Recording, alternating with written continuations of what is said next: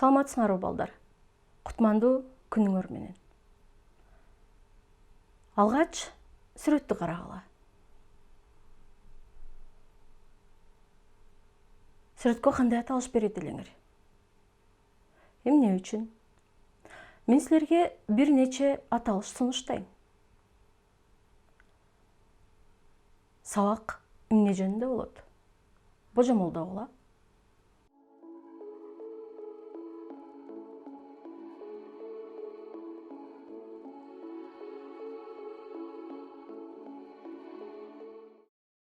Бүгүнкү сабагыбыздын темасы жаратылыш кырсыктары.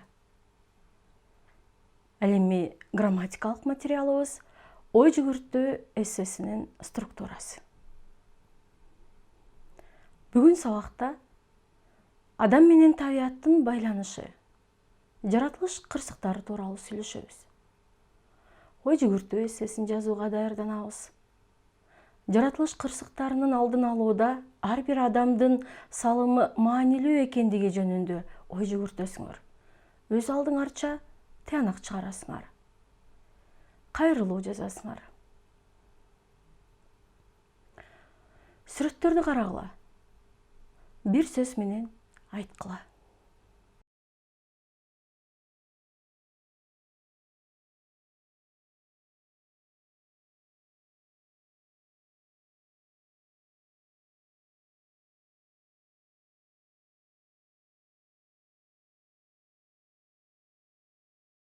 Жаратылыш кырсыктары. Дүйнөдөгү жаратылыш кырсыктары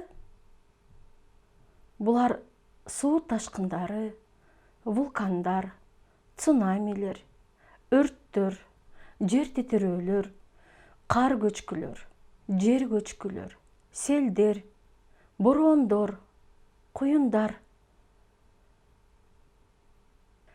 Келгиле, алгач жаратылыш кырсыктары деген эмне деген суроого жооп алабыз. Жаратылыш кырсыктары, табият кырсыктары деп дагы айтабыз. Адамзатты кырсыкка жана материалдык бүлгүнгө учуратуучу, ошондой эле чыгымдарга алып келүүчү табигый кубулуштар жана процесстер. Алар бири-бирине көз каранды эмес. Бирок бири-бири менен байланышкан түрдө да пайда болушу мүмкүн. Табият кырсыктарынын пайда болуу булагы, масштабы жана өтүү узактыгы ар түрдүүчө болот. Азыр суроолорго жооп бергиле. Жаратылыш кырсыктары эмнелерге алып келет? Кандайча пайда болот? Жана эмнеси менен ар түрдүү?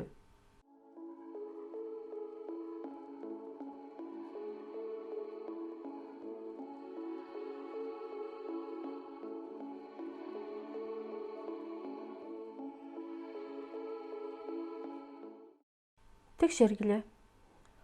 Жаратылыш кырсыктары ар кандай кырсыктарга, материалдык бүлгүнгө, чыгымдарга алып келет. Өз алдынча жана бири-бири менен байланышкан түрдө пайда болот. Пайда болуу булагы, масштабы жана өтүү узактыгы менен ар түрдүү. Суроолорго жооп берүүдө эмнеге көңүл бурдуңар? Таблицада суроолор кызыл түстөр менен белгиленген. Суроолордун ордуна жоопторду жазып, калган сөздөрдү өзгөртүүсүз калтырдык. Муну байкадыңар. Силер дагы ушундай жооп берген болсоңор, азаматсыңар. Биз жаратылыш кырсыктарына мүнөздөмө бердик. Дүйнө жүзүндө болуп турган жаратылыш кырсыктардын түрлөрүн санадык. Эми келгиле ой жүгүртөбүз. Бардык эле жаратылыш кырсыктары биздин Кыргызстан үчүн мүнөздүүбү? Кандай ойлойсуңар? Кайсы жаратылыш кырсыктары Кыргызстан үчүн мүнөздүү же мүнөздүү эмес? Эмне үчүн? Оюңарды айткыла. Таянычты пайдалангыла. Кар көчкү кырсыгы Кыргызстан үчүн мүнөздүү. Анткени өзүңөрдүн аргументиңерди келтиргиле. Балким Кыргызстан тоолуу өлкө болгондуктан кар көчкү кырсыгы өлкөбүз үчүн мүнөздүүдүр. Цунами кырсыгы Кыргызстан үчүн мүнөздүү эмес. Анткени кандай аргумент келтиресиңер? Балким Кыргызстанда чоң океандар болбогондуктан цунами кырсыгы мүнөздүү эмес болуп жүрбөсүн.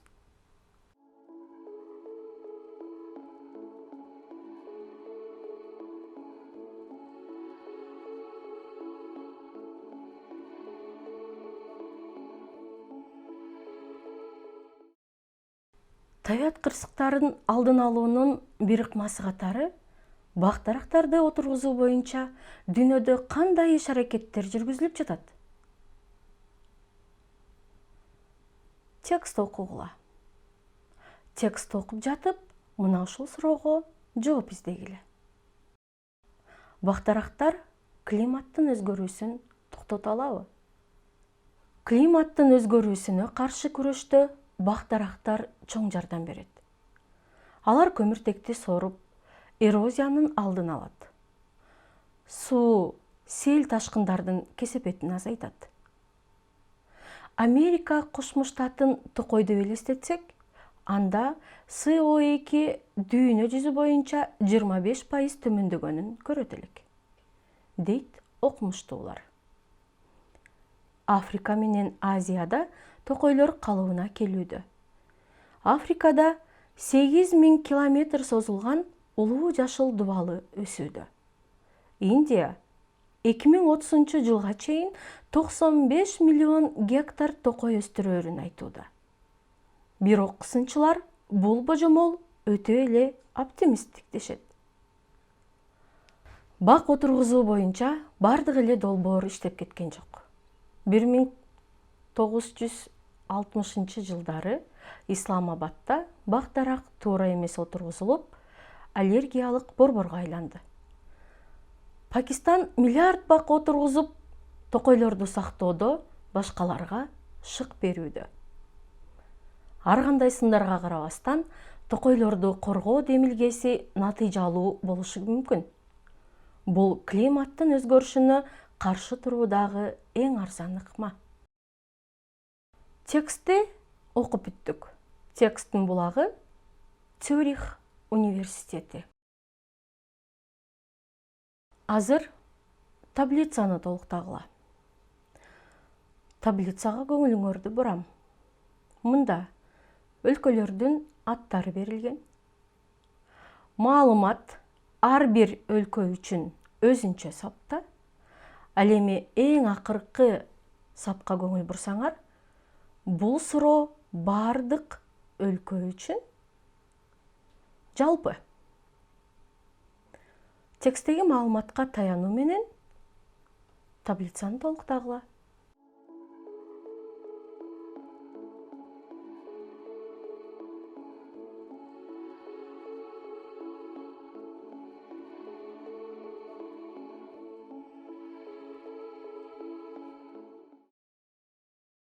Текшергиле. Африка. 8000 километр созулган улуу жашыл дубалы өсүүдө. Улуу жашыл дубалы демек токойлор, бак-дарактар деген мааниде түшүндүңөр деп ойлойм. Индия 2030-жылга чейин 95 миллион гектар токой өстүрүү пландалууда. Исламабад 1960-жылдары бак-дарак туура эмес отургузулгандыктан аллергиялык борборго айланган.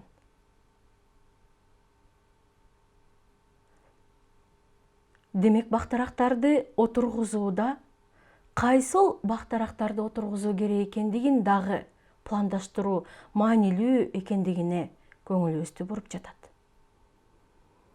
Пакистан миллиард бак отургузуп, токойлорду сактоодо башкаларга үлгү болууда. Мына ушул өлкөлөрдөгү бактарактарды отургузуусунун максаты эмнеде эле?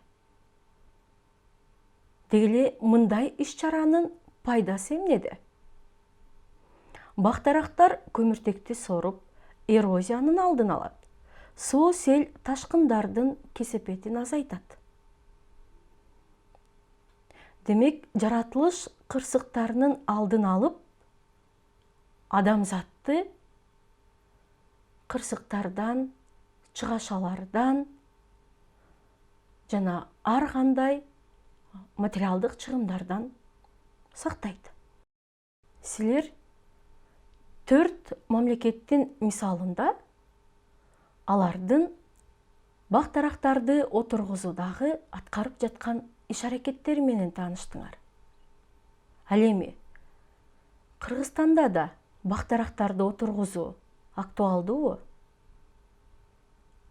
Кыргызстанда кандай иш-чаралар аткарылып жатат деп ойлойсуңар? Эгерде актуалдуу деп ойлосоңор, эмне үчүн? Айтып бергиле. Таянычты пайдалангыла.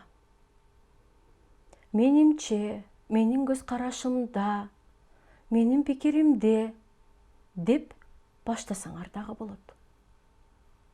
Мисалы, менимче Кыргызстанда бактарактарды отургузуу актуалдуу деп ойлойм. Анткени өзүңөр уланткыла. Тапшырманы ооз-2 аткаргыла.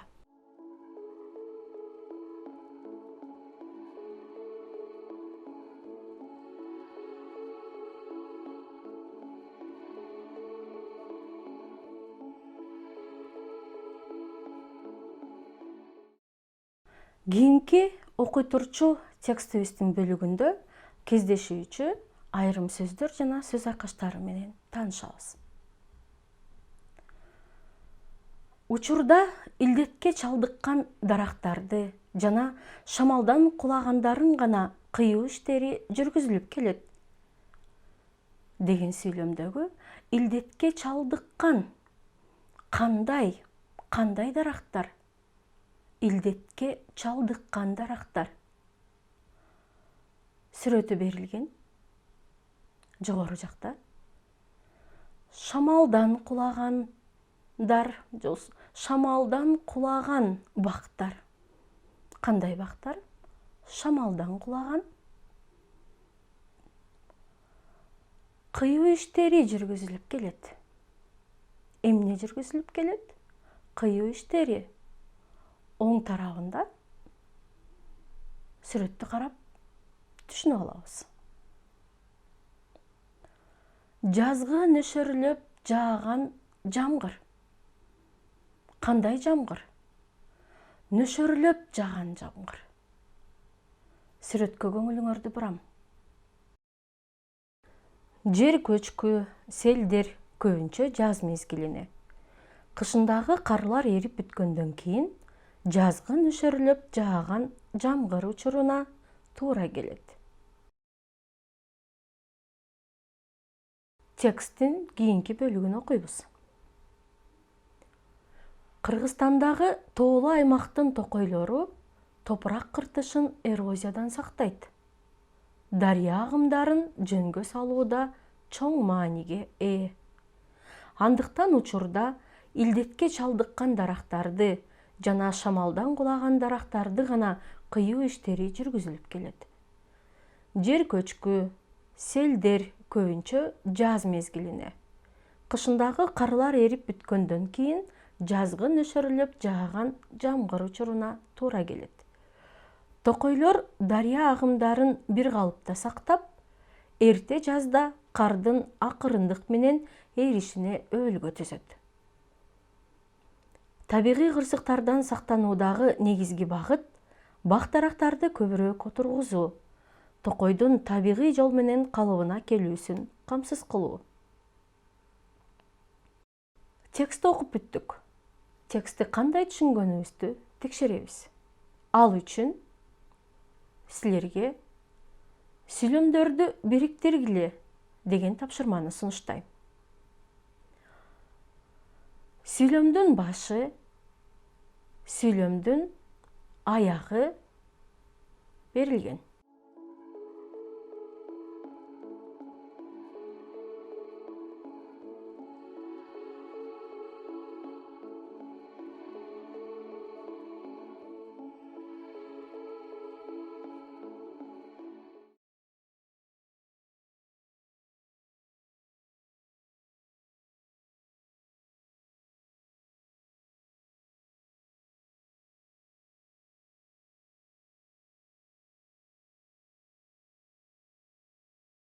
Интернет булактарынан алынган маалыматты окугула.